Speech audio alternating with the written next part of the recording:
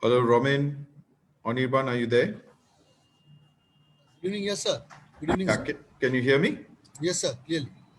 Okay, just checking. Yeah. That you can see and you can hear. Yeah. Yes, sir. Okay. Is Dr. Ghosh there already? No, he has not entered yet. Okay.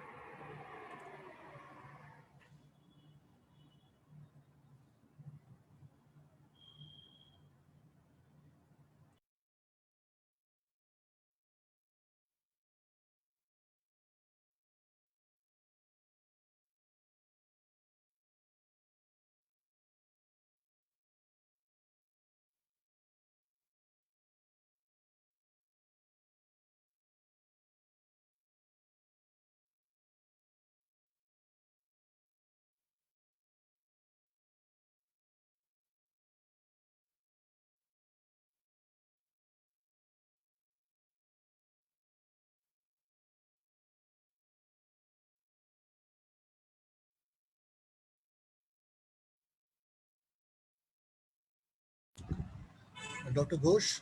Good evening, Dr. Ghosh. I have given you the co-host, right, sir? You could unmute yourself, please. Yeah, can you hear me now? Yes, sir. You're audible. You're visible. Okay. Mr. Ray, Sumit Ray, he has also joined, so we'll start in time here. All right. Okay. Another 8 minutes. We'll start off in time, sir. All right. So I'll be back then. Yeah. Yes, sir.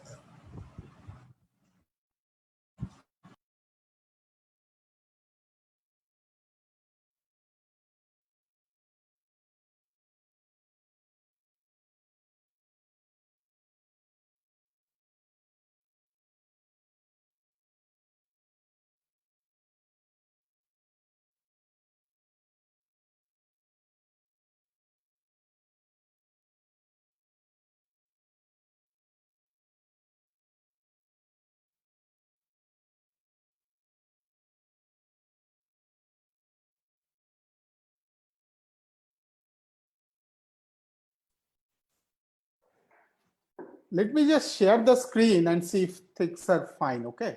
Yes, sir. Please do so. Please go ahead.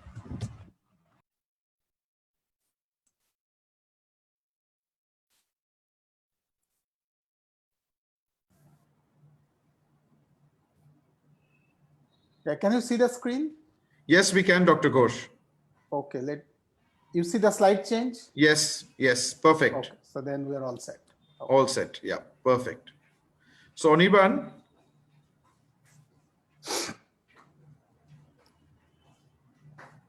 can you hear me? Yes, sir. Yeah. So I understand sharp at 7, we'll start with the video. Absolutely, and then sir. I take over from there, right? Right, sir. Yeah, okay. We'll start off with the CMA video and then I'll So hand Dr. it over. Ghosh, sharp at Yeah. 7, we'll start with the customary CMA video that we play before each of these sessions. Sure. And then I take over the session and then I introduce you and then you take over. And we'll have the Q&A at the end through the Okay. chat box. Yeah.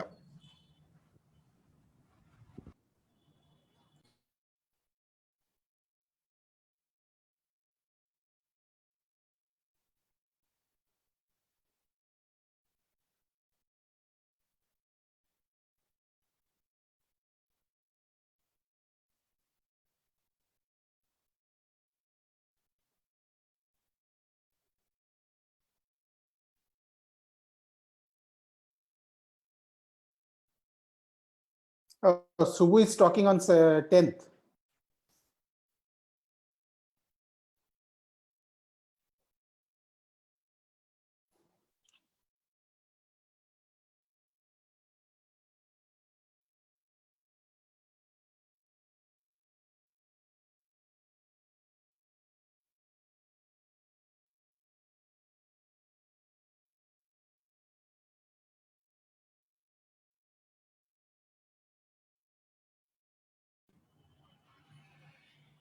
Anirban, just show the other slide to the audience.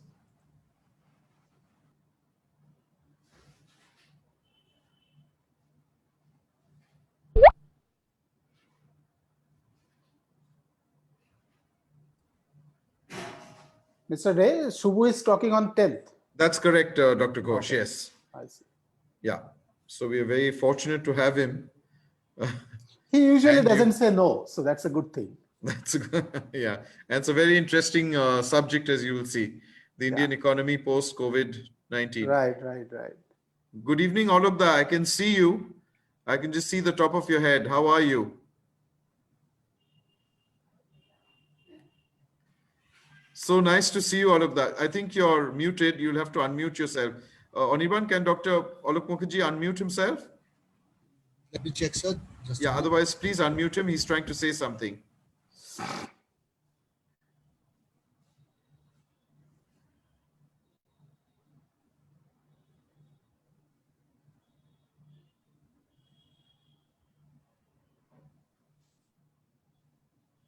Yeah, He's unmuted now. Yeah, good evening, Alokda. good to evening. good to see you. Good to see you too. You are still in Delhi or have No, come no, to no. I Calcutta? have been able to. No, we are not. Unradha is now in Africa, as you know. Oh yeah, that I know. But Yeah, I yeah. thought So you we are back in India. Yeah, we are currently uh, in. We are both currently. of you are back. Yes. Okay, good. Very good. Good evening, TVS. Good to see you. Hi and good evening. Hi, Sumit, good evening and all good? All good.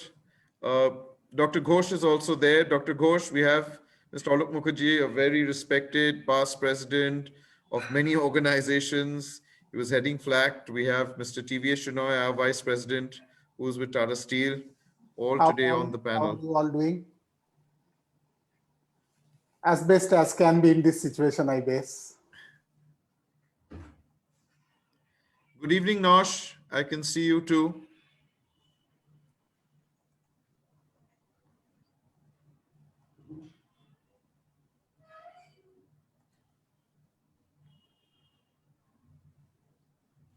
Good evening. How are you? Very well, thank you. Just really come straight from golf. Oh, wonderful, wonderful. Got caught because of the rain. Listen. How are you? How are you? All good, Nosh. Sumit, All all good. well? All going well? Yes, thank you very much. Thank Which you part very of the much. world are you in now? I'm currently in your city. Oh, you are? In my Yeah. city. I like that. I like that. Thank you very much. So we were in Addis Ababa, then we were in New Delhi. Now we are Haji. in Kolkata. Back. Oh, yeah. For some time, yes. Okay, Yes. great. So, Anirban, I understand our president will not be able to join today, right? Or he might join late. Sir. So, He's had some other urgent commitment, I'm told. sir. TVS, would you In like another to 2 minutes, I'll do start any off the welcome? Yeah. TVS, or would you want to sum up and do the vote of thanks? Or would you like to say a couple of opening words? Sure, I'll just sure, Shumil, just wait for a minute for Amitabh and then. No, I was given to understand that he will be caught in some pressing engagement at this time. So he'd asked me to go ahead. But since you have come on, I wanted to check whether you want to say some opening remarks or something, or would you want to do it at the end, which you were supposed to do in any case? No, never mind. I'll definitely have a quick welcome remark, Sumit, and Yeah, good sure. evening, everyone. No, we'll do it after the video. Let the video play and then you do it and then you hand it to That's me. right. That's fine.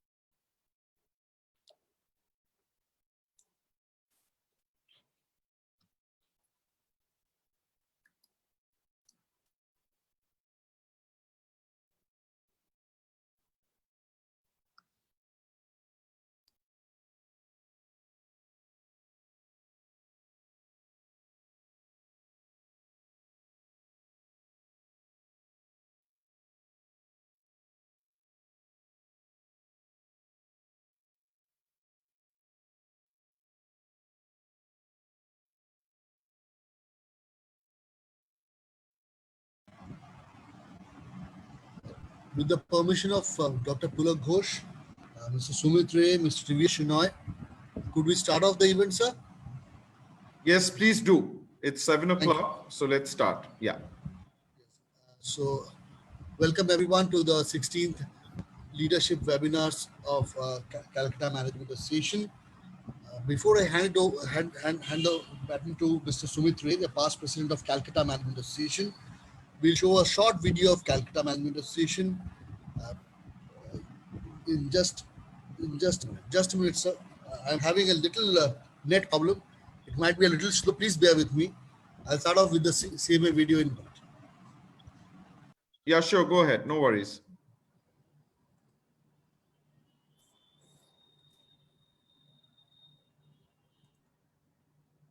(1958) marked the beginning of an idea to bring about how one views and understands management and its potential for meaningful interaction. This led to the birth of Calcutta Management Association, or CMA, with Sir Jahangir Gandhi, the then Director General of Tata Iron and Steel Company Limited, as the founder president. CMA today is a vibrant organization, as vibrant as the city it is located in. Affiliated to All India Management Association, or IIMA, the apex management body in the country, CMA today has a membership base of over 1,000, including nearly 100 corporates. True to its mission and vision to create a platform for the management community where contemporary management ideas can be conceptualized, formulated, developed, and practiced, CMA over the years has organized a series of path-breaking meets, workshops, seminars, talks, interactive sessions, and exchange programs. We at CMA have taken on the onus of covering a wide area from management education to management practice, with the objective of fostering and developing excellence in management, all to help profit the mind.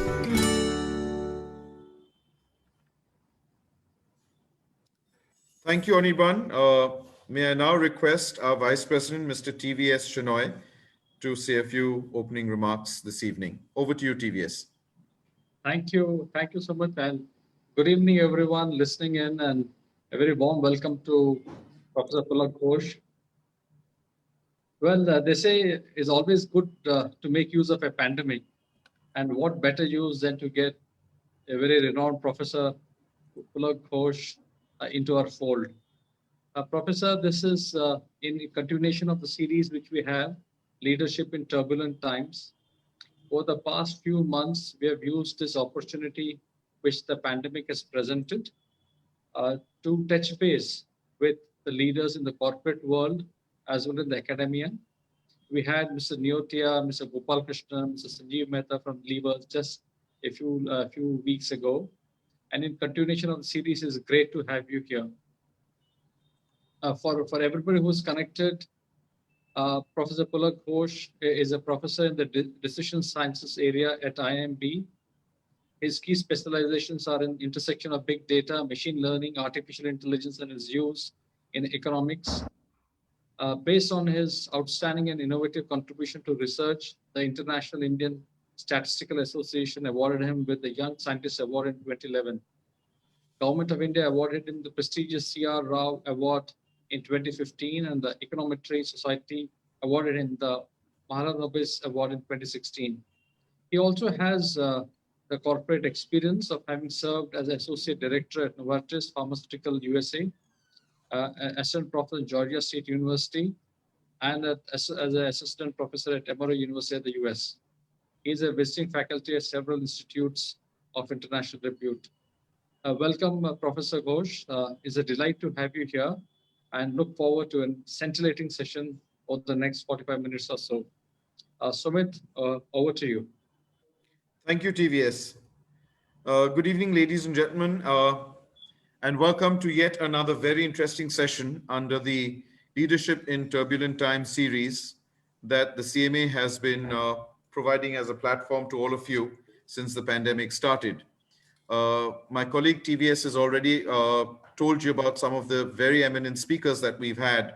And just as a reminder, on the 10th of October, 2020, we are very fortunate to have Dr. Krishnamurthy Subramaniam, who is our current Chief Economic Advisor, Government of India, to talk to us about the policies and the situation post-COVID in India. So I'm saying this so that you'll make a note of it. Please register and be part of this. This is going to be a very interesting session, and we're very fortunate that he's been able to make this time. In addition to the Leadership in Turbulent Times series, ladies and gentlemen, the CMA also has been organizing very interesting sessions on the Zoom platform titled Conversations, which are on lighter topics, where we've had the veteran actor Borun Chondo in discussion with Siddhartha Chatterjee, Arun Lal with Boria Mojumdar, Usha Uttup, all talking about various facets of their profession and situations. We've also started a third series called the Global Webinar Series, where Dr. Sudeshna Ghosh of the World Bank spoke on the global energy outlook and a paradigm shift. So what I'm trying to impress is that we are having a series of these talks, both under the Leadership in Turbulent Times, the Conversations, and the Global Webinar. So please keep tabs. Please keep aware what CMA is up to. I see that we have a lot of young ladies and gentlemen who have logged in today, and I'm very happy to see the young generation taking such an interest. I assume most of you could either be students of management or could be, you know, in your first or second year of your professional career. And therefore, my request to all of you as a former president of CMA is don't waste time. Reach out to CMA and get your membership, because there are a lot of activities, interesting programs that CMA does. And I'm sure it'll be very value addition for you as you move along your career. The times are very challenging, as you know, and it's always good to interact with people from the industry, people who are coming with experience. You can network through this platform. I think CMA will provide a great opportunity for all our young audiences this evening. So do get in touch with CMA after the program is over. Thank you, TVS, for having introduced our very eminent speaker this evening, Dr. Pulak Ghosh. The topic, as you all know, ladies and gentlemen, is the role of big data and artificial intelligence in social value creation. Now, what I understand is big data is the buzzword today. And yet, the specific impact on individuals and societies remains assumed rather than fully understood. And clearly, big data and their use have already given rise to a number of questions, including those of how data can be collected and used in ethical and socially sensitive ways. Now, these are huge discussions and debates going with how the data would be available, whether the data is right to be used, whether they're being used socially and ethically or morally in the right way. However, big data and AI, as I understand, in social value creation could not have been more relevant, ladies and gentlemen, when seen in the context of India's response to the COVID-19 pandemic. The importance of gaps in data assets has been highlighted across war rooms that are fundamental for pandemic response and reopening of the economy. To instill confidence for economic and social value creation, I think big data resilience is the need of the hour. Data and artificial intelligence could be the pillars of support to the government and businesses during the pandemic for virus containment. For example, contact tracing, workforce planning and protection, resource optimization, and restarting the economic engine in a systematic and secure manner is all that big data and AI could do. Dr. Ghosh, bear with me. These are my submissions. I hope they are in line with what you agree or disagree.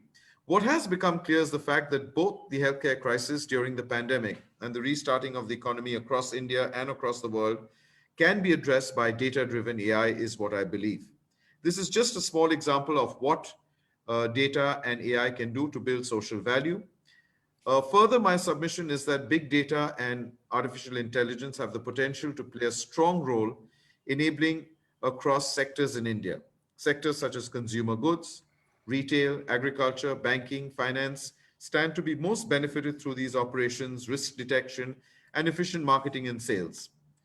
And the multifaceted use of artificial intelligence can help access India's vision of inclusive development, and whether it is the COVID-19 response or the economic recovery, or capturing or catapulting India to the global hub for AI and data services.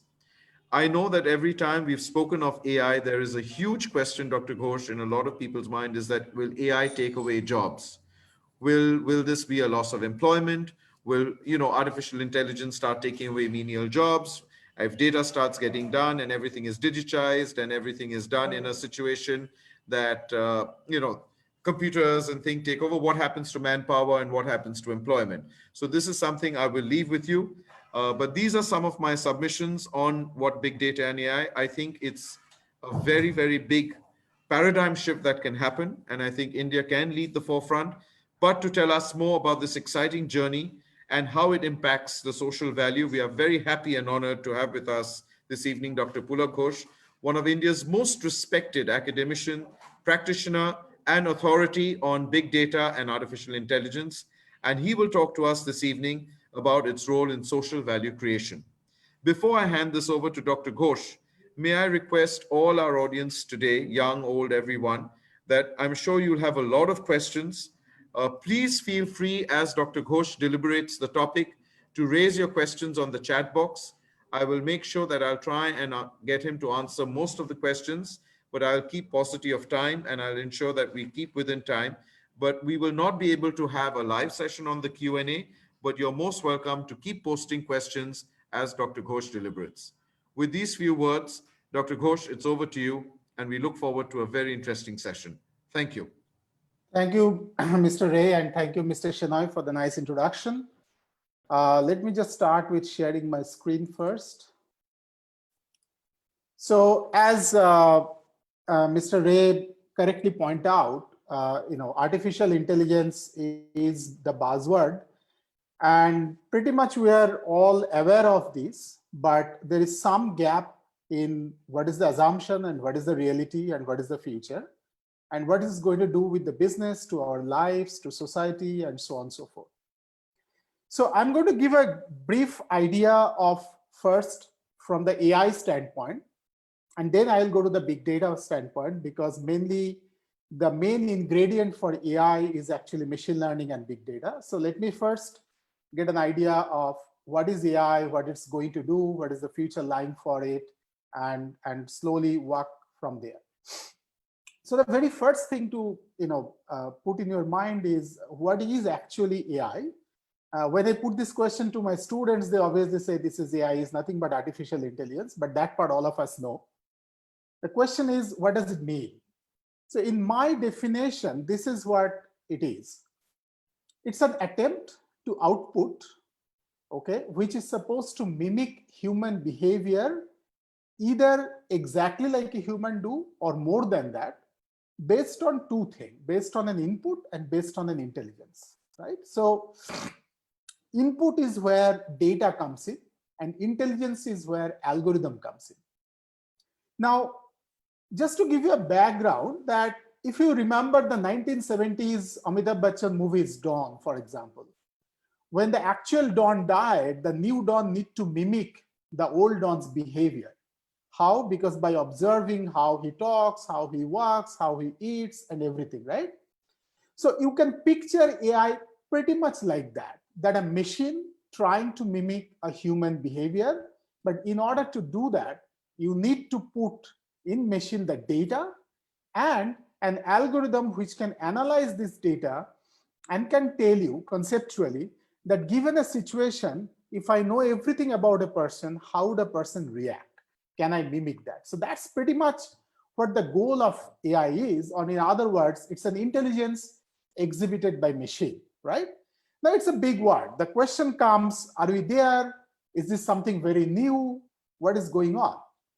Remember, AI is nothing new, by the way, okay? So it has been there for I think it started around late 1940s. Alan Turing is the main person who first asked the question, can machine think, right? But by around 1974, all the research about AI got stopped because there was no success stories, right? So the natural question comes that why we are getting into this now? What has changed so far that again this is coming? Before that, let me look at a couple of things. So in the 1990s, right, for the first time, what happened is Google's DeepMind and several other algorithms before that has shown that a machine can actually beat a chess player, the best chess player of the world. Okay, how did that happen? How did a machine know so much? Similarly, in 2016, Google's DeepMind got a little bit more well equipped, and they beat the Lee Sedol 4:1 at Go, putting AI kind of 10 years ahead. So what I'm coming at, before you understand why AI is more relevant today than 50 years back, we have to understand there is already some cases which is making us curious about that. Okay, there was the prospect of it. So this is in Jack Ma, the executive chairman of Alibaba Group, put it nicely. The large scale computing and data are the father and mother of artificial intelligence. So this is changed. This has changed the game for AI. So if you can see here, there are two things. One is the large scale computing and there is the data. If you go from the data perspective in today's world, I can capture about, I would say 80 to 85% of any individual's total databases. So starting from what you do, how hard you press your car brake, to several other things like what you buy, where you go, location analytics, everything. So data-wise, we are extremely rich. Today, ethically or unethically, I can capture pretty much 80 to 85% about you. The rest of the 10-15% still remaining, and that's where the IoT, Internet of Things, are coming, and that's probably will do. The real gap today is the computing power. Computationally, we are still lagging a lot. We have made a good progress in terms of storing, but we still has a long way to go in terms of analyzing data using computation. And that's where things like quantum computing and all those are coming in 7-8 years, which will make a difference. So again, why AI is now? One, I have a lot of data. Two, I have somewhat good amount of computational capability, if not the best. And so what is happening is, because of these two, I'm getting into more data and more research. Neural networks are becoming more popular and the error rates are falling. Now, how do you know this is the in thing now? You can see that in 2012 compared to 2015, Google has done 2,700 projects in 2015 alone, where 2012 they used to do very sporadic one, right? So that means the investment is going in that direction. So why should we care about it? Okay, these are all machine-made things. Why do we care? Well, if you can check backwards, every technology revolution changes the way human work or human behaves or human society works. Starting from first technology revolution to second technology revolution, to Industry 4.0 and Industry 5.0 coming, right? So AI is Industry 4.0 onwards, and it does matter because it impacts our life, it impacts our business, and impacts our society. I'll talk more about it, but it impacts our lives. For example, if somebody else is doing my job, how I'm relevant today. It impacts our business in the sense that if I can actually hire more robots and make things work, instead of with more perfection, instead of hiring you and me, then probably I'll do that.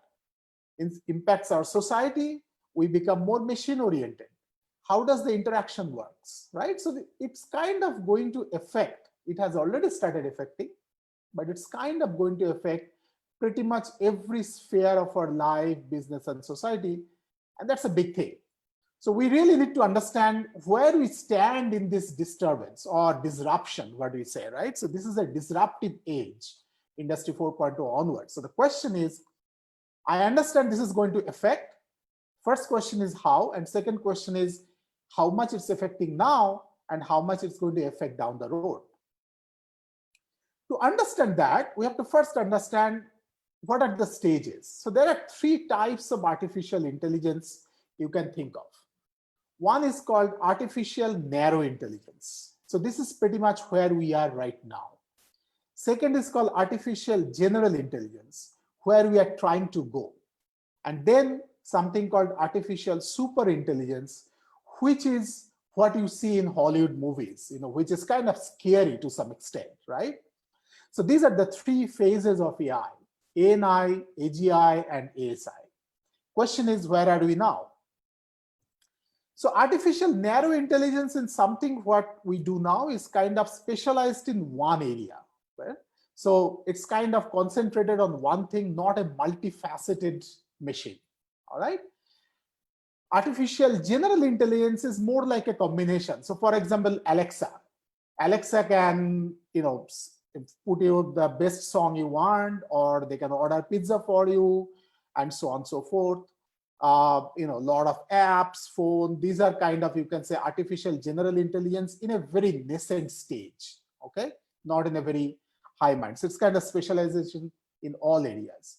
Then comes artificial super intelligence, which people like us believe is going to be way smarter than humans in every way, okay? Now, this is the general roadmap all over the world people are kind of agreeing to.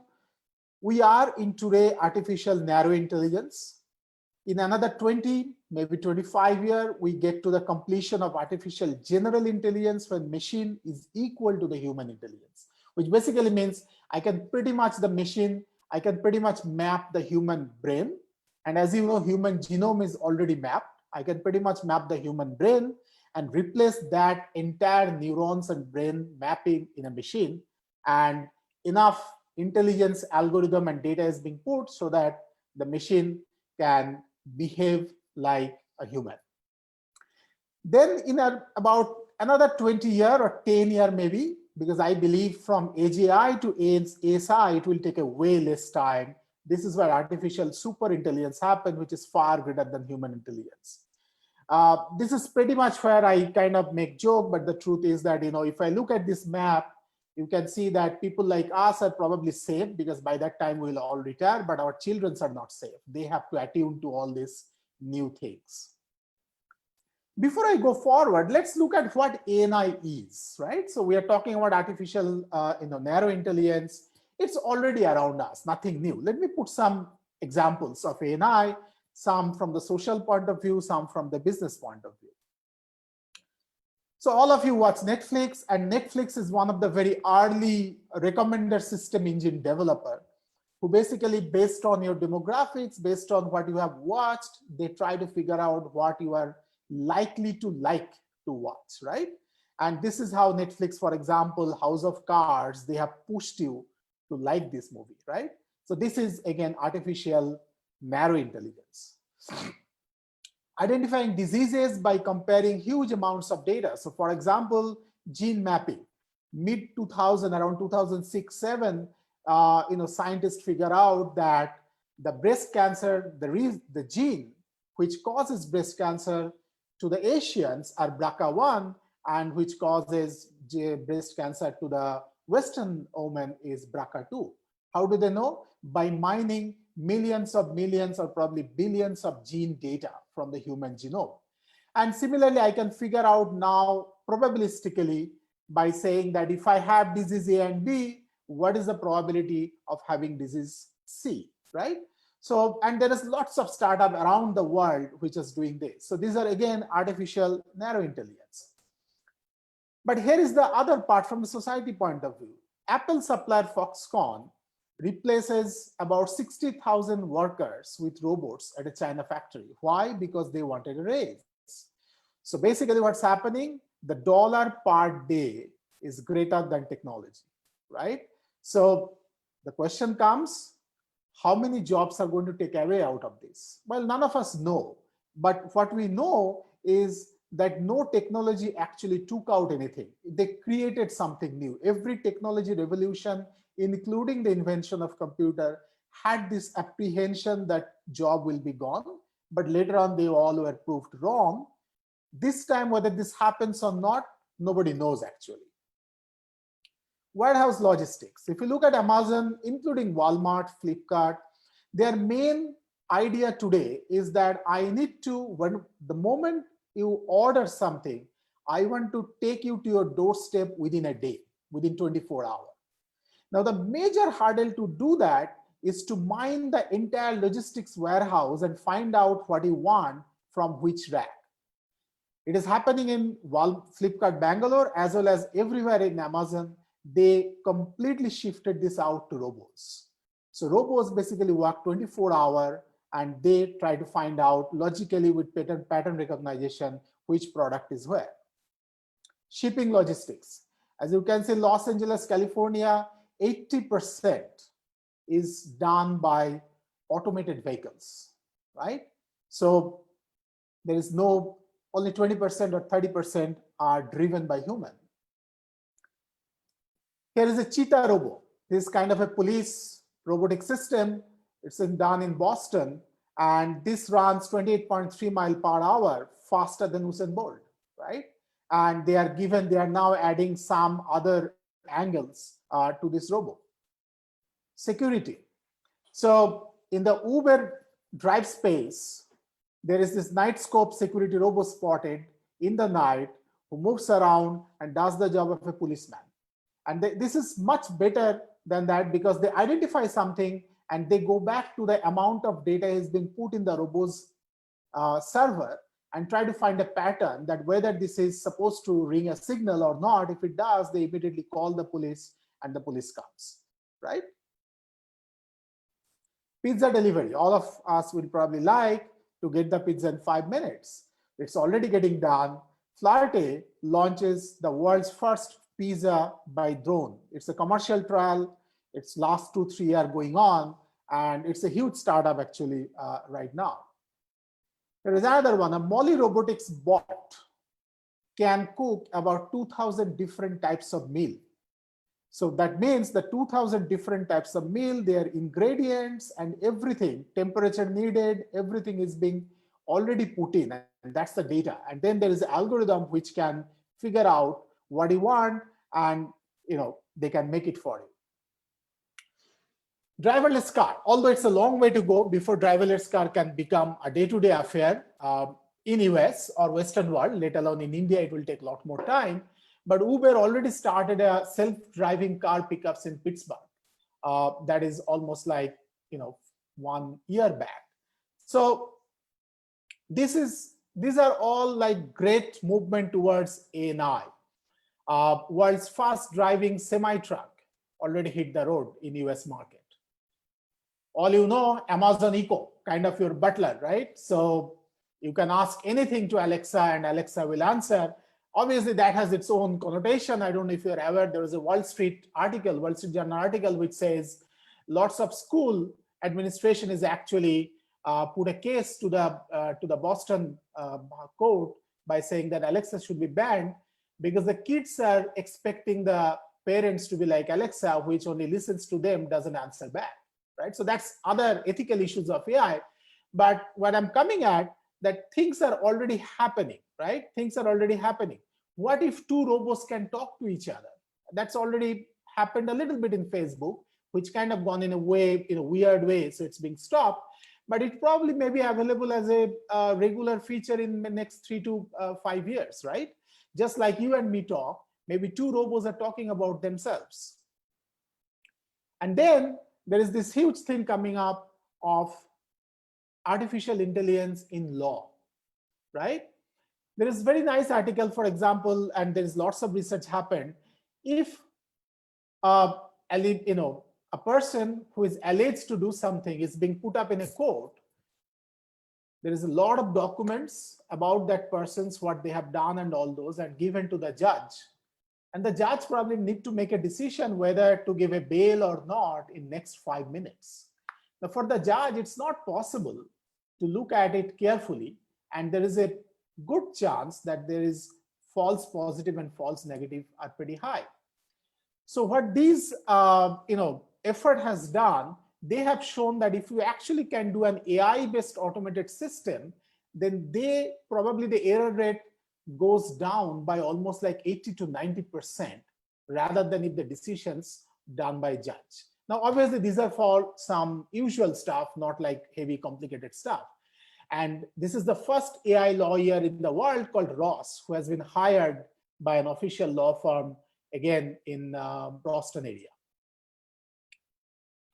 As you can see, the entire automation happening in the farming industry.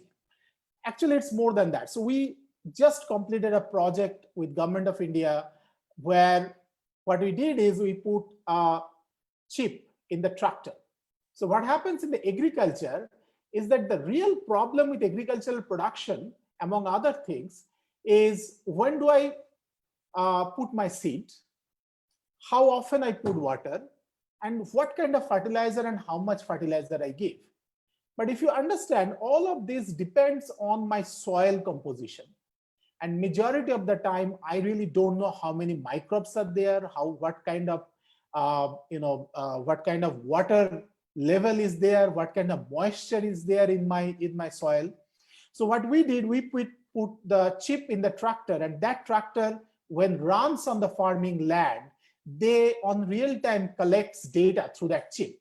And from there, I get to know all the amounts of microbes there, the soil temperature, soil nitrogen level, water level, moisture, everything. And from there, we can actually figure it out by telling the farmers, by saying, okay, you don't put the seed now. Maybe when temperature goes up a little bit, temperature goes down a little bit, or you should not give this much fertilizer, your land already have something, and so on and so forth. And this proof of concept we have done that actually increased the production, the agricultural yield by 67% just by this information, right? But the entire thing is automated in a tractor with a chip. So this is some of the example of what you see is artificial narrow intelligence. Now, how do you go from ANI to AGI? Now, ANI, as you can see, is nothing threatening as such. It's kind of day-to-day job which doesn't need enough amount of intelligence. With a low intelligence, it can do. Now, generally, from ANI to AGI is basically going towards the human, right? And for example, what is the human face? If I blur this, can my algorithm figure out what this person is, right? That needs a huge amount of intelligence. I don't know, that gives an idea. Like few years back, Facebook kind of put a thing that how did you look 10 years back? Now the question is, why did Facebook do that? Well, without going into much more detail, basically Facebook wanted a lot of data to train how your look changes over time, so that they can develop a much better facial identification. I'm pretty sure a lot of you has done that. 3D printing. Today, the 3D printing is going on everywhere. There is a startup in Bangalore which is working in Stanford Medical School, where basically they're at least claiming as of now that if your liver is gone bad, not a problem, I can print the liver in a 3D printing and replace it, right? Anything happen on your skin, I can replace that by 3D printing. Lots of real estate agencies, I can do a bridge almost like a 1 week. If you remember, China nowadays kind of build a 10-story building within a month using 3D printing. So these are all to some extent towards AGI, not fully. There is a huge amount of investment right now is happening to AGI, right? Because ANI is kind of done. We are getting to and that's why SoftBank, CEO kind of made this statement that I truly believe the computing singularity is coming, and that's why I'm in a hurry to aggregate the cash to invest, because AGI to ASI is where maximum investment needs to come. Now, what is from AGI to ASI? So in my opinion, if I look at human intelligence to AGI, and if you look at the blue line, we are kind of in the middle from ANI, which is very low, and going towards AGI. Over time, we are kind of in the middle, which basically means the full-fledged AGI, artificial general intelligence, actually does not exist, right? And once we hit the AGI, it will be a matter of time to hit the ASI. Question is, what will an AI, which is trillion times smarter, that's the artificial super intelligence, do to us?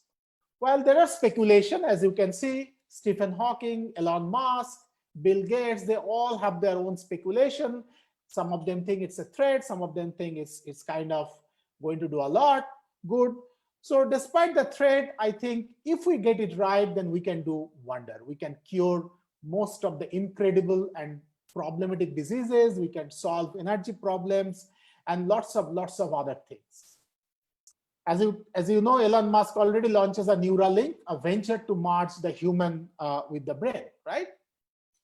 So there is an artificial intelligence open forum, which kind of looks at the potential benefits of AI. And there is lots of potential benefits of AI if done correctly in the society. These are basically the 10 building blocks of AI.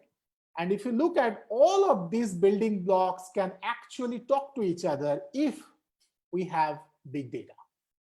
So this is why I first took the AI and now I'm getting into the big data, because in order to AI to make sense, we have to know what this is. Now, big data is not something very new. All of you know what this is, but what I'm getting into big data is something which is a little less known. This is the definition of big data, which all of you know. It's a lots of structured data, semi-structured data, unstructured data coming together and giving you a lot more insight. Nothing new in that. What I'm interested in, or what the society will be interested in, is a second definition of big data, which is kind of alternate source of data, proxy data, which basically says, how do I solve a problem when I do not have the data? So for example, if I want to know the inflation of my country per day, then I really do not have the data, because the required data for inflation is actually quarterly, right? The GDP, the industrial production, food prices, everything comes. Or let's say I'm interested in figuring out a new township in Maharashtra to take the pain out of Bombay, and the government is thinking, what do I put in? Now the basic question then, from which of the surrounding suburbs the maximum local migration is happening to Bombay? If I know that, then maybe I can put my new township around that. How do I make it? There is no data. I cannot really have a local migration data. But I can use proxy data. So what is proxy data?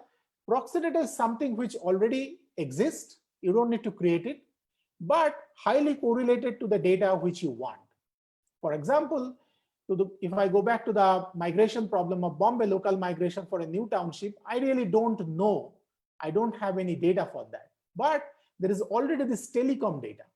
From the telecom data, let's say we tie up with the telecom, all the telecom agencies, and all I need to do is how many people from the morning till 11 a.m. kind of moves to the city of Bombay by mobile tower location change and comes back to the same location in the evening, and how many of them doesn't do the same thing in Saturday, Sunday.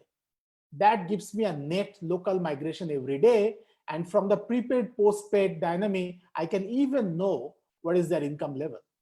And from there, I can actually infer a lot of the thing. But telecom data is not meant for this. This is something called proxy data.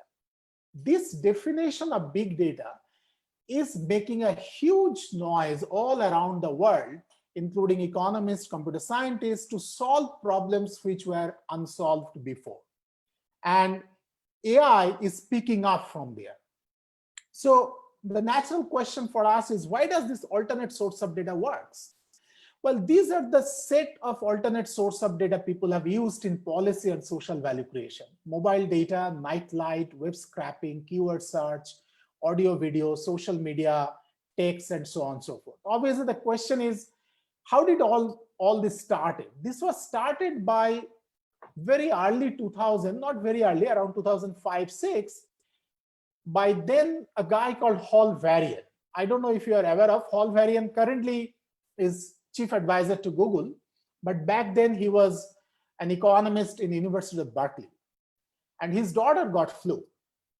When he took his daughter to the doctors said probably it's not flu, because if it is flu, then a lot more people around your area should have come, because flu is kind of contagious. And the test of flu kind of takes 4 or 5 days, right? Then after a week, his daughter got diagnosed with flu. That's when Hal Varian started thinking, is there any way, without going to the doctor, I can still figure out who has flu or who doesn't have flu? So here is what he has done. He has said, what do I do when somebody is sick in my house? If somebody is sick in my house, I take care of that person by taking to the doctors, give medicine, And probably the second most important thing what we do is go to Google and search about that disease or whatever is manifestation of that person's disease, right? So he took that and he created a bag of words around flu and tied up with Google. And his whole idea was that if any locality has, any person has flu, then from that area, people will search. And Google will know the IP address so they can figure out the zip code. And if in that locality, too many people has flu because flu is contiguous, then the total number of search from that place goes up drastically. And that gives a signal that that zip code has flu. By just this simple alternate data mining, he was predicting flu in the United States 2 months ahead of Center of Disease Control. We believe that is kind of the first example of alternate data in policy. Now, why does mobile data works? Mobile data works because for a country where prepaid customer is high, you can see that if my income is low, then I'm going to purchase top up more often, but every time I'm going to top up less amount compared to a higher household income who is probably going to top up once at a big amount, right? So by just prepaid structure, I can figure out the socioeconomic structure of the people. In a lower socioeconomic level, you don't see a both-way network. So in a higher socioeconomic level, I call you, you call me, so there is more both-way network. In a lower socioeconomic level, it's always one-way network. So all I'm coming at that mobile phone is a very good proxy of your socioeconomic structure. You know, in general, I can even differentiate between gender. So these are the sort of variables I can get from mobile phone.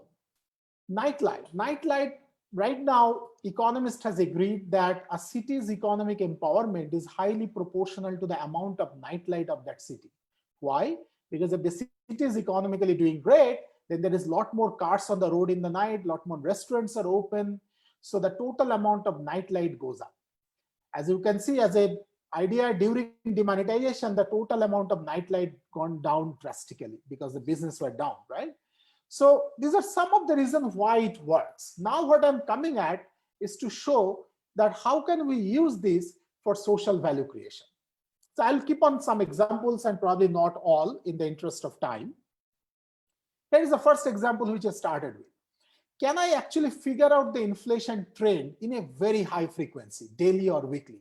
Now, this is a very, very important thing for policymakers, for financial institutions, and so many other policy, social aspect, mainly because inflation is a key driver for a lot of things.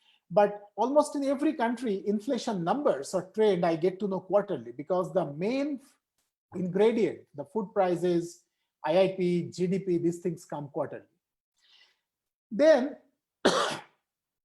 but it's easy to do in today's world. What we need to do is nothing but, because majority of the inflation numbers we calculate based on the food prices, now there are so many online grocery stores. For example, in India, we have Big Basket, Grofers, and so many and so forth. All we need to do is use a scrapping technology, connect to thousands of online retailers, find the individual items, and then every day I get the date, item, price, and price description. So pretty much I have this in a higher frequency. Question is, does this gives me back an inflation number? Well, let's look at it. Here is what we have for United States. As you can see, the blue line is the actual CPI. The orange line is created by the online data. The trend is perfect. Similarly, so many other countries, as you can see, the trends are perfect. So that means it does work. So now I can automate it, and it has actually been done. RBI also uses it now. I can actually automate it, and it works for India also. For example, you can see these are from different top 6 subgroups, food and beverages. So it works for India also. So the good part is now for financial institution and for government, this has been automated and they can track where the price going up, going down, and so on and so forth. Here is another, let me skip this. Here is another example, like traffic safety. See, this is a project we have done with Indonesia. Now, Indonesia is notorious in terms of particularly Jakarta, is notorious in terms of traffic like Bangalore. But they don't have as many manpower to look at every cross section. So their whole idea is, how do I automate this entire system? So we means the University of Chicago Center for Data Science, IMB, and Jakarta Smart City in collaboration. We have put closed circuit television video, CCTV cameras all over Jakarta. And then we kind of looked at the data, analyzed the data, and tried to figure out a lot of use case and automated it. What does it mean using deep learning? What does it mean? Let's look at this. I capture the picture, I slice and dice the picture, and I kind of find the pattern and predict. What does the prediction mean? If you look at this intersection, in this intersection, the maximum traffic problem happens between 12 noon to 2 p.m. Not in the morning, not in the evening, which basically means putting a police personnel here in the morning and the evening is not going to work. We just need to put a police personnel here between 12 to 2. So what we did, we found this kind of pattern and automated it and played it out in the entire Jakarta city. That reduced the traffic problem quite a bit. And in Jakarta now, the running time of the vehicle has gone up by 12%. We're trying to do this in Bangalore currently. Can I predict poverty based on mobile data? Again, a lot of the times predicting poverty is a very important thing. For example, countries like Africa, it's very, very important. A lot of the African countries doesn't even have a census even now. It is possible. So this paper in Joshua Blumenstock, published in Science, what they have shown is, if you give me the entire history of somebody's mobile consumption pattern, then I can actually, using machine learning, predict the assets of that particular household. As you can see on the x-axis, these are the predicted wealth. On the y-axis is the actual wealth, and there is a perfect fit. Not only that, they actually predicted the model, which has the ability to predict whether the respondent owns several different assets like motorcycle, electricity, television, and fridge, with 85, 67, 84, and 88% accuracy. So this is, again, can be automated and can be very much used for society by government for policy making. This is something we have done in India for GST check post. So what happened is, when GST was implemented, one of the major thing for government was that the movement of the trucks between states would have been much more smoother. It takes a lot less time, and the goods reaches to the destination much faster, right? Now, why does that should happen? Because now the interstate barrier is taken out, the tax structure is uniform, so there is no point of stopping at the border area and giving the challans, checking, and all those things should be gone. But expectedly, what happens when the GST was implemented, that was not happening. A lot of trucking agency and all those, they were complaining to the government that even now we are facing a lot of challenges. A lot of the times there are checkposts which are still working officially, unofficially, taking money from us, and so on and so forth. So during that time, the government kind of approached by saying, is there any way that technologically I can solve this problem to identify which checkpost is still working, which they should not, and which are kind of fine? Why government wanted a technology intervention is, whenever they send somebody to check the checkpost existence, either that person is bribed or kind of, for that many days, that checkpost is vanished. So how do you solve this problem using big data? Now we thought a lot, and then we realized that what are the things which would have changed if the checkpost is not there? Obviously, the mobile phone penetration would be one, but in those areas, the tower covers a lot bigger areas, so it's very hard to figure out. Consumption may be one, but there is no data. So what we found is nightlight. Why nightlight? The idea is that if the checkpost exists, or let's say the checkpost did exist before GST, then the trucks are stopping there, cars are stopping there. So two things are happening. One, is the checkpost has a natural light of their own because the checkpost has to run. So that's contributing to the night light. And then the trucks, a lot of the times what they do, they keep the light on, they cook and all those. So they are also contributing to the light. So conceptually, the total amount of night light before GST and after GST should not be same around a checkpost. And if a checkpost does exist, then it should be same.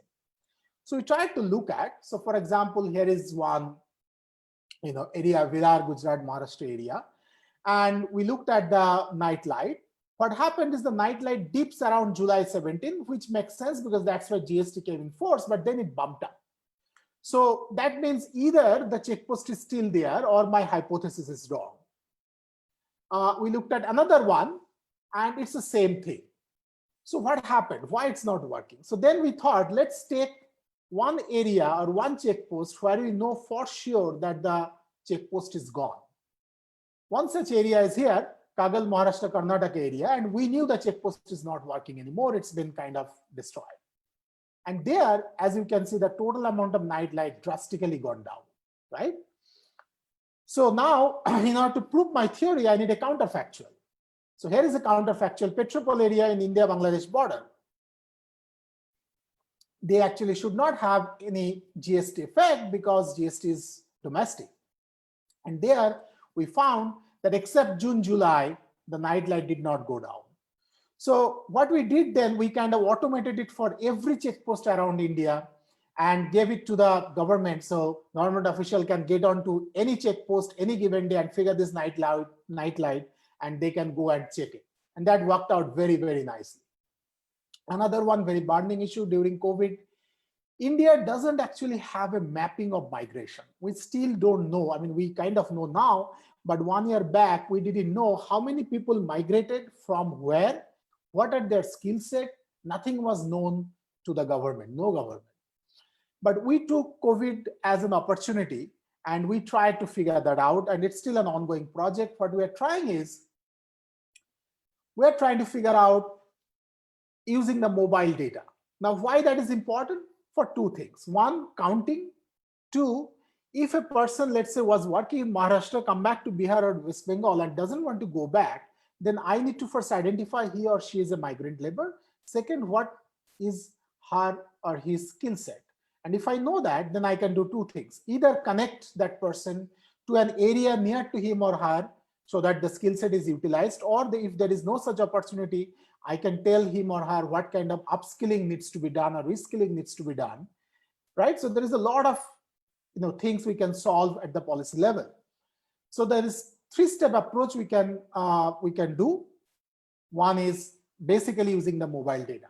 So what we do, majority of this migrant population uses prepaid phone, prepaid type of consumption they do. So from there, we can figure out that which are the person who are in the prepaid system and has been in, let's say, Bombay for a year or two, but all of a sudden moved to a way far off location. And that's my first signal of whether this person is a migrant population or not. And based on the consumption pattern, I can even figure out how much was his income. Because remember, there was already work which shows based on mobile data, I can predict your poverty level, asset level. So this is something, this mobile data, millions of migrant workers have moved, and using the tower location change, I can map this entirely. This is something what we are doing right now, and it's coming out very nicely. And we can practically create this network. And once we create this network, I can proxy for their income based on the consumption. I can figure out their mental health even. So for example, all of a sudden, if they're talking very, very 50% less than what they used to talk before, maybe they are not doing that well mentally, and lots of other issues we can figure out from here. So these are some of the examples what I said that AI and big data can bring. So what are the broader implications of this? Basically, the AI and big data has a public point of view. It's important to care about people point of view. So what does the people think about what I'm trying to do with their data, right? But gathering public information has to be done with a lot more public awareness and acceptance. It has to be ownership of the data. But I'm actually a big believer that for a country like India, this is the way to go to target and give the best of government benefits to the society. Otherwise, lots of wastage actually happen, right? And the opportunity is to make an efficient government, citizen-centric policymaking, and better growth of the economy. As we know, it's not just inequality and poverty, it's also asymmetry of information. Government comes up with a lot of scheme, but majority of the scheme doesn't work because they don't know whom to target, how to target. Who are these people to whom I need to reach out to? And this is the era where we can solve this using this big data and AI. Coming back to the AI, there are about 5 phases, as we can see in the maturity level, even in the social value creation level. The first is cognition, which is kind of haven't just started. So there is lots of promise there. Second phase is the commercial application, which is before it starts, the market has been created. The third phase is accurate enough application, but still has a lot of technical challenge. So for example, we keep on saying machine learning, deep learning, but they are not so great even now. A lot of the times they fail and they fail miserably. Phase 4 is needs that perfection, like robotics need a perfection. If I want to do a robotic surgery, I cannot even do 1% error by that robot, right? Human error is acceptable, but machine error is not. So that perfection is needed. And the 5th phase is the pure AI, which doesn't exist yet, which is where we are going to ASI, right? So in sum, what is happening is we have to accept the fact that machines are coming. It's going to disrupt our day-to-day life. It's going to disrupt the job. It's going to disrupt the way we function. Maybe the 9-to-5 job is not going to be there, right? It needs different kind of skilling. So let's, as a society, as a human, accept machines are coming. And instead of defending it, we better ride the train than jumping in front of it. I'll stop here and maybe we can go to the questions then. I hope I'm in time. Yeah, thank you very much, Dr. Ghosh. That was a fascinating session. I've been watching some of the questions that are coming up in the chat box. Before I kind of take you and do the moderation on the questions, there's a request from all our members. If this presentation is not confidential, is it possible for you to share this? Because a lot of people want to go through this at the end and do it. So therefore, that's my first question to you. Would you be able to share? Some of it are confidential, so I have to take it out, but others. Right. You can modify it and then you can mail it to CMA. Therefore, to all ladies and gentlemen who are attending this presentation, it will be available at CMA for members only. So those who are members of CMA, whether you're a student member, you're a life member or a normal member, you will have access to it as soon as Dr. Ghosh sends it to CMA. Please write in a mail to CMA and the presentation will be forwarded to you. But I'm saying once again that those who are attending and are not members of CMA, it's a good opportunity for you to become a member. If you're a student, you can become a student member and you can have access to the data and the presentations as we go along. So therefore, that was very, very fascinating and very interesting, Dr. Ghosh. And I will start with the first question from Mr. Ram S. His question was, AI is a fascinating concept and is the in thing now, having great future scope for the AI professional. So his question very specifically is, are AI services expensive? Do AI consultants charge exorbitant fees? And how is an AI model created? Well, right now in India, AI is in a very nascent stage. We are way behind than US and China. And my fear is that if we don't speed up, we'll probably become just a shop for US and China. So at this moment, AI consultants are priced in India mainly because of 2 things. One is that there is not many of them, and second is it's very few companies who are investing in it. Now, how do you create AI model? That's kind of depend which kind of business you are trying to get in and what kind of other things. Without knowing that, it's very hard to say. But I think the in thing of AI has to start from machine learning and data. And as long as those 2 are there, then we are in the era of ANI, not even AGI or ASI. So it won't be very tough to make an ANI model. Yeah. Thank you, Dr. Ghosh. The next question is from Dharmesh Parekh. His question to you is, while everyone is talking about the advantages of AI, Can you spell out some of the disadvantages of AI? And what should the newer generation opt for in terms of their career, as opportunities would be reduced when AGI comes into existence? So it's a twofold question: disadvantages of AI and what career options if AI starts taking over. I mean, disadvantage, I can only speculate. Like any technology revolution, unless it comes in place, you don't know exactly. But some disadvantage is definitely what I see is that income inequality is going to widen much farther. So those who are richer has the opportunity, if the society doesn't come clearly, to get more richer, and the poorer will get more poorer. That is one thing. And that's why I think more and more as we go along with AI, the universal basic income becoming more and more a reality. But obviously the question is, how does the government even make? So for example, if banks tomorrow, it's going in that direction, it's tomorrow putting money in bank doesn't give me anything because bank says I have enough money, then you are in a negative growth and no job, because jobs is going to be different. Jobs will be more consultant kind of job, and you go for 1 hour, do things. The 9 to 5 job in next 20 years probably gone. In disease, we are very hopeful, but at the same time, how do we make it complete perfect? Because you remember, AI application of disease has to be 100% correct. It cannot be even 2% wrong, right? The other thing is what happened. We don't know. It's a speculation that when one robot is talking or working for me, fine. But what happens when 2 or 3 robots can interact with themselves and I am out of the loop? We don't know. So there is apprehension, but unless it start getting to that stage, we don't know yet. And the second thing is, is a good question that what our next generation should learn or skill about.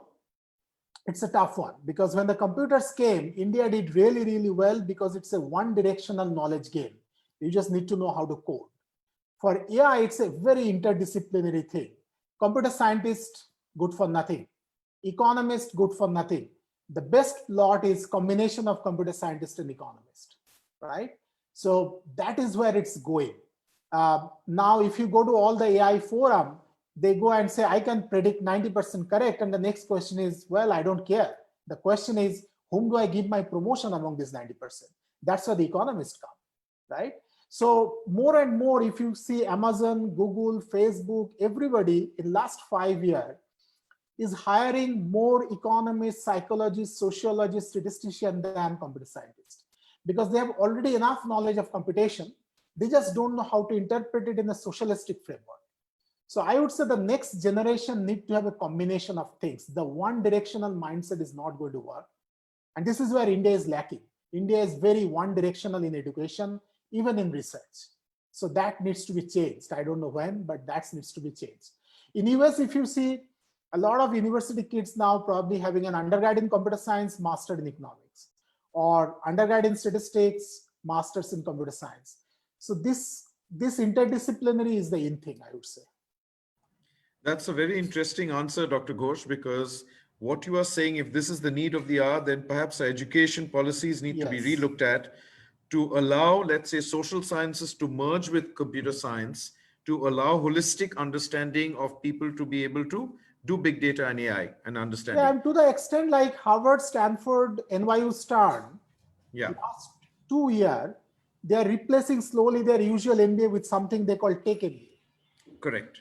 In fact, overseas, as you know, Dr. Ghosh, I mean, people who are doing at the undergraduate level could be doing both sciences and social sciences together. But in India, we are too compartmentalized, which could be a problem. Anyway, I'll run to the next question from Vikramjit Paul. I think, Vikramjit, you joined in a little late. Your question is, what is the difference between ANI, ASI, and AGI? I think Dr. Ghosh has explained that very well. I will save him the answer very simply. I will tell you that ANI is artificial narrow intelligence, is intelligence which is subhuman at the moment, what we are kind of seeing with the. The next is AGI, which is where the intelligence, the machine learning and intelligence comes up to the human level. And the super, which is ASI, artificial super intelligence, is when it transcends human intelligence and the computing power, and to be able to understand what Dr. Ghosh is saying, takes over, and it is far more intelligent than the average human intelligence. Am I right, Dr. Ghosh? I think I've been able to precisely right. quickly, So therefore, that was it. The next question, Dr. Ghosh, is from Shantanu Chakraborty. Shantanu, you've asked a couple of questions. I will try to get everyone because we also have to keep time in mind. I'll ask your first question. Could you provide the role of AI in deep learning and image processing? That's his first question, part A. Could you explain the role of AI and data mining and predictive modeling? And could you explain the role of AI in medical science and healthcare? What algorithm does Okay, the it use? first two question is actually not a question because deep learning and all those things are the base of AI. See, AI is nothing but an automation, as I started in the first. Now, how much intelligence you want to put in automation depends on your algorithm and data. So deep learning creates reinforcement learning. They are all good, but they are in a very, very nascent stage. To give an idea, the machine, the robot can beat the chess player, the best chess player, simply because the number of moves in the chess is finite.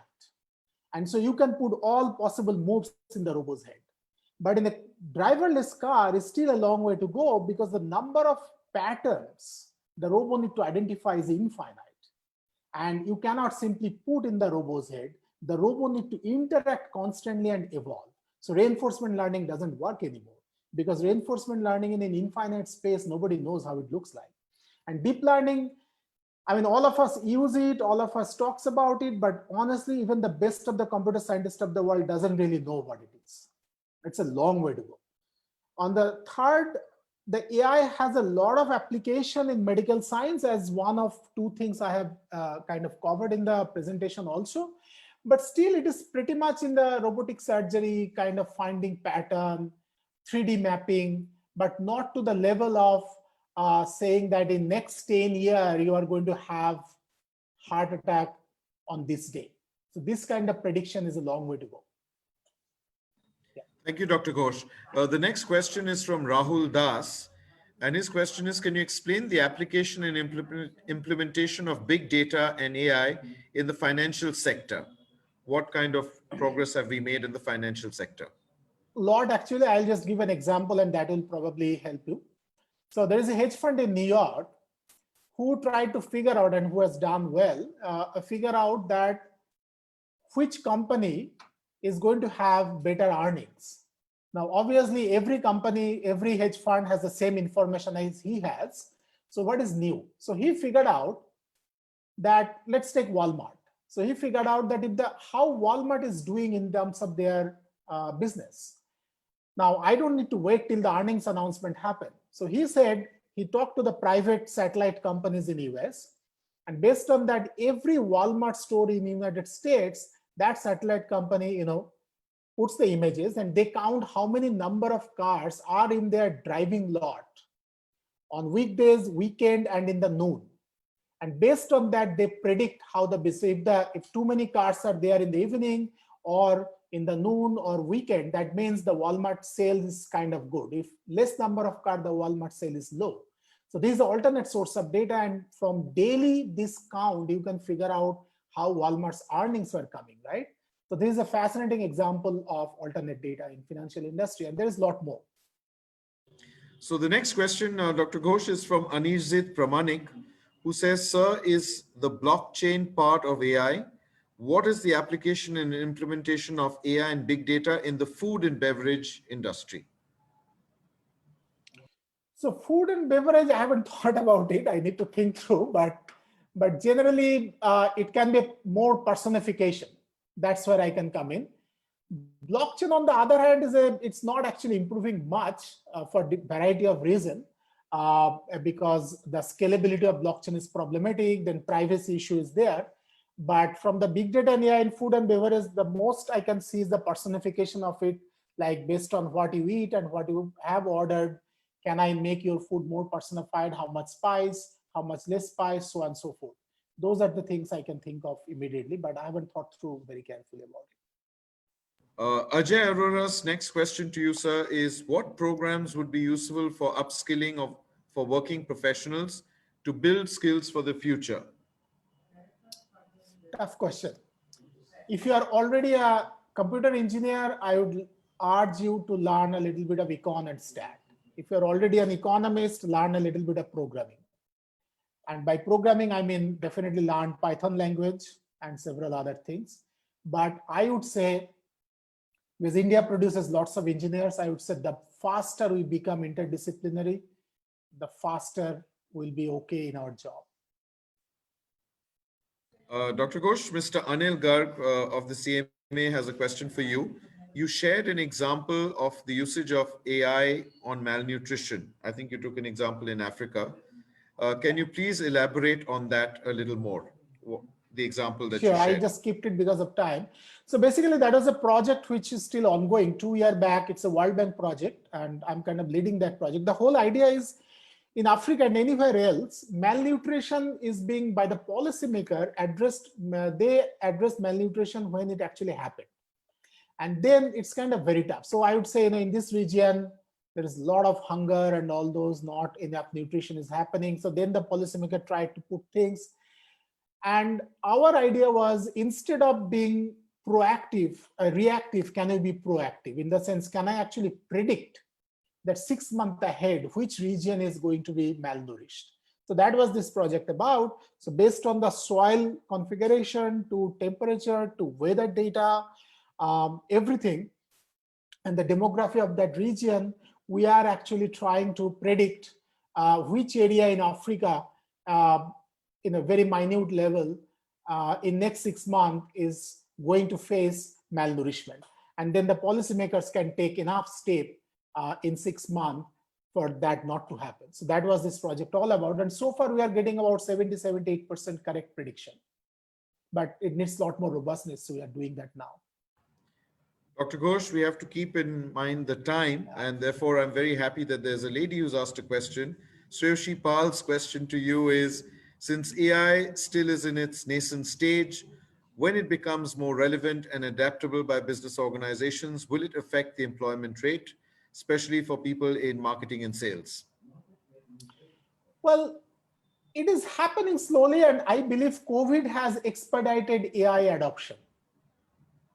So all over the world, because of COVID, the big companies are investing heavily on robotics and AI.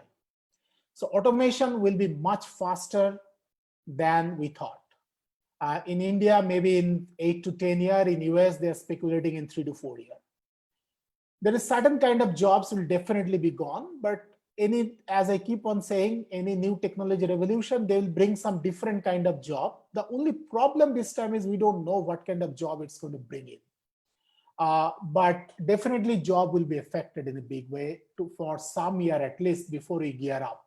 And because we are majorly service industry, it is going to be affected. Our economy is going to be affected much more. That's all I can say. I mean, to the level, like I'd say 3 years back, not 3 years back, even 5 years back, I think, we did something on Toyota in China, where the entire factory is robo-based. There is no human and there is no light in the factory, right? So the robo kind of has a red light and a green light. If it is a red light, then the robo is malfunctioning. If it is a green light, then the robo is fine. And all the company wanted us to do is, can you predict when the robo is going to malfunction? Now, the whole idea is, when the robo gets a red light, they automatically tries to figure out what might be wrong and which engineer, the entire engineering database is their head. And which engineer who is probably sitting at home, doesn't need to come to the factory, might be able to fix it. And then the robo calls that engineer comes for an hour or two and for a day and fixes that robo and goes back.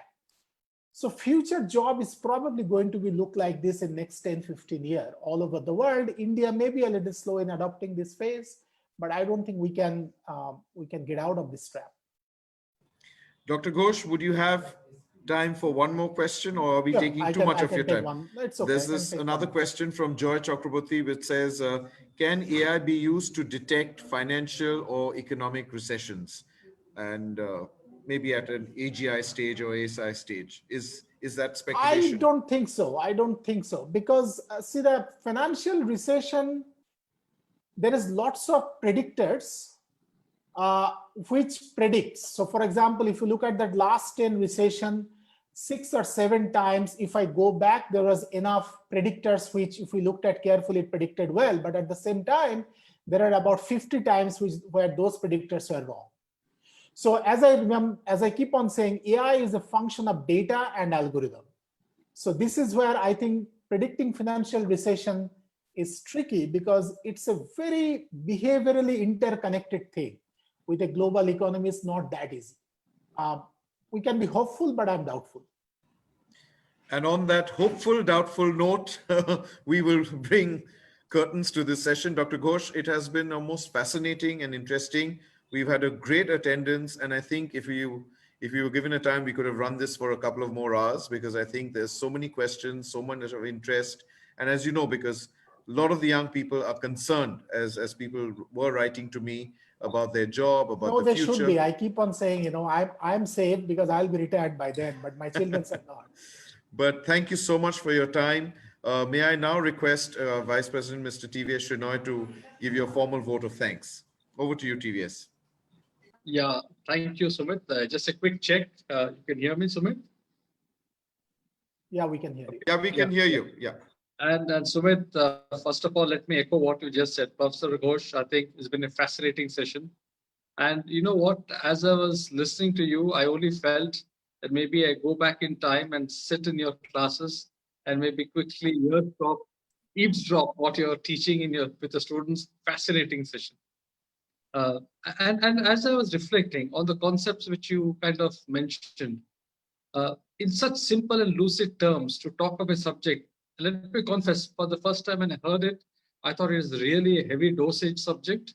But the way you translated it into such simple and lucid terms, concepts of an ANI, AGI, and ASI, I think wonderful. And I always used to wonder, how did Alexa know my choice of songs? And anytime I used to ask Alexa, she would always play the songs of my choice. And now I know I can see somewhere lurking between an AGI or an ASI. That's what Alexa is doing all the time. Another example of Netflix, and I must tell you, this is a really fascinating story for all the people, big fans of Netflix during this COVID times. One of my favorite seasons was Breaking Bad. I'm sure many of you would have seen Breaking Bad. And midway through Breaking Bad, I get a choice from Netflix saying, perhaps you would like to see Blacklist. And then it got me hooked on. Now I know that I don't have to rattle my mind, and Netflix is there to give me my choices without even me looking for which genre I want to chase. That's the way life has changed. The use of proxy data, the examples are again fascinating. The examples of the check posts, examples of mapping of migration. And here I must add one more small anecdote for all the listeners in here. When we in Tata Steel were trying to figure out the markets of people who are using thatched roof and who are trying to migrate and move upwards to tin sheet, to steel sheets. And to get this kind of a data for a country like India so diverse was so difficult and humongous task.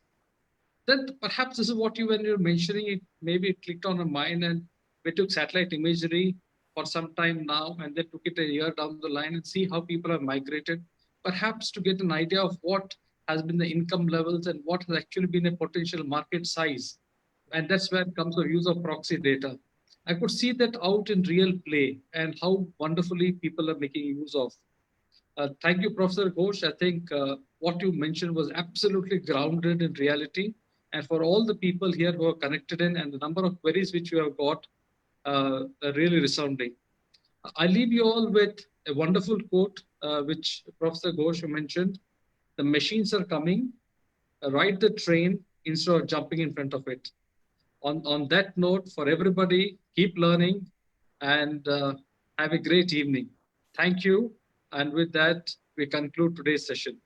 Thank you very much. Thank you all. Thank you for arranging it. Hope to Thank make you, it Dr. sometime Ghosh. physically. I can see our president has also joined us. Thank you very much, Mr. Ghosh. Professor Ghosh, it was fascinating. Unfortunately, I couldn't join in initially because I was stuck up somewhere else. But I wished I'd bunked that meeting and attended yours. Anyway, sir, thank you very much for being with us, and we look forward to having you with us again. And I'm sure, sir, you will try and help us, with another session sometime in the near future. Thank you very Sure. much. Thank In you. fact, Dr. Ghosh, the kind of response we got, we would like to leave you with this thought from CMA. If you can spare time again, we Yeah. might do another, we'd love to do another session with you, maybe on more examples and, things like that for our member bodies. So Sure, I I'd leave love that as to. a thought and a request. Do get in touch and let us know what's convenient for you. We'd love to have you again. Sure. Thank you Thank very you. much Thank you. and good Thank you night all. and stay safe. Thank you.